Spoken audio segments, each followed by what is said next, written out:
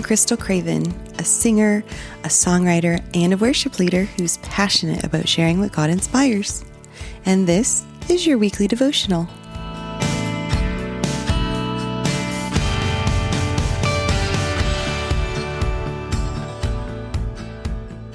Okay, well, last week we went over a rather big chunk in the beginning of Luke 10, and now we're going to kind of go through a little more detailed and go kind of piece by piece. And so this week we are looking at Luke 10, verses 1 through 3, and it says, "After this, the Lord appointed 72 others and sent them on ahead of him, 2 by 2, into every town and place where he himself was about to go.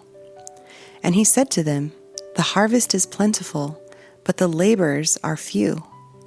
Therefore, pray earnestly to the Lord of the harvest to send out laborers into his harvest. Go your way. Behold, I am sending you out as lambs in the midst of wolves.'" So we see these people, these 72, right, went before Jesus where he was about to go. Jesus not only gave them instructions for their missions trips, but he gave them insight that the harvest that they were being sent out into was plentiful, but it had few laborers, and told them to pray that God would send out laborers into his harvest. And he says this right before he, the Lord of the harvest, sends them out. So why tell them to pray when he was about to send them out? Well, we have to remember that it wasn't just for their sake, but for ours also. The same rings true today. We help prepare the way in our modern times.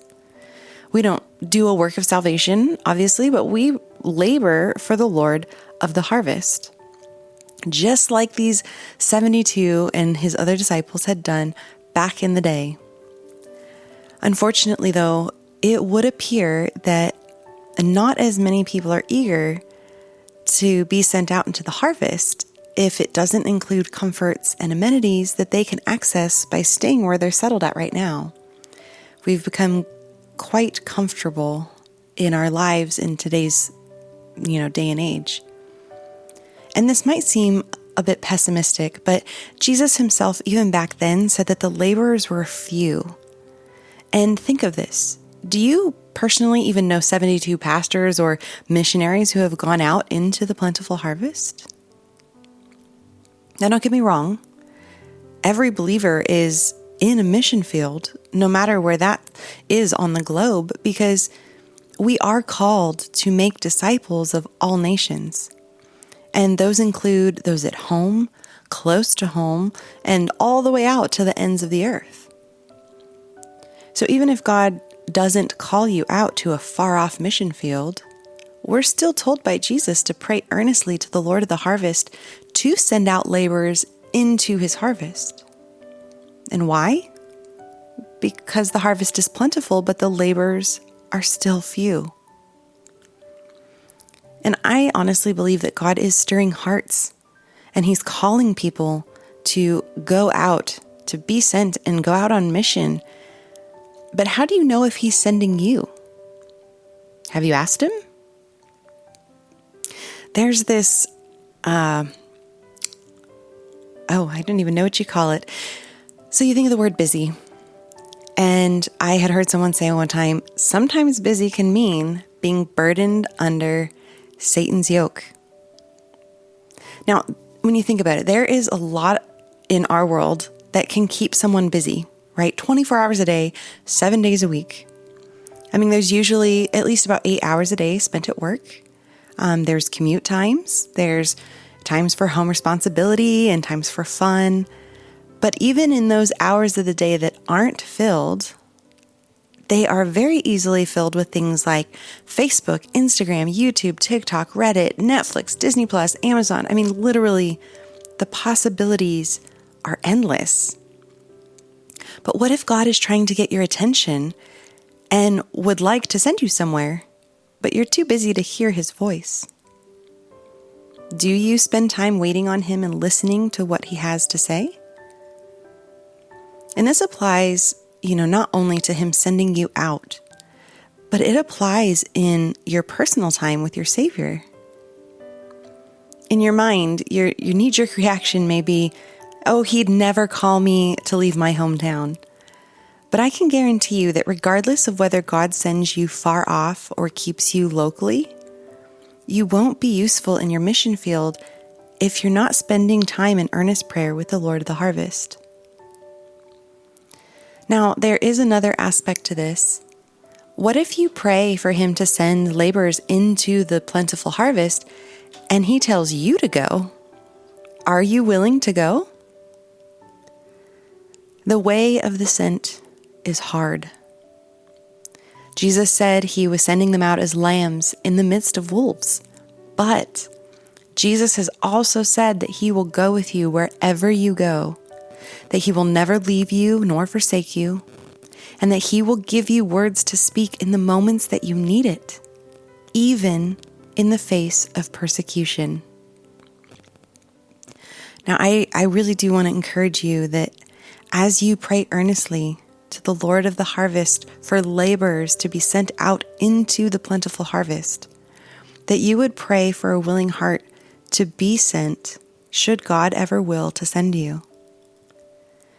To have an earnest desire to serve the Lord in a way that Isaiah did when he heard God say, "Whom shall I send and who will go for us?" And to not have a defiant spirit like Jonah. He literally ran from the calling. I pray that you would always have a heart like Jesus to say, "Not my will, but yours be done."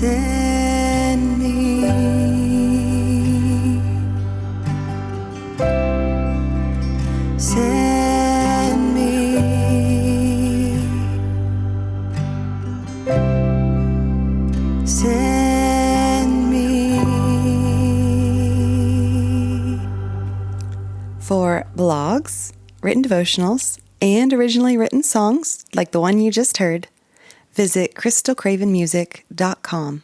And that is Crystal with a K.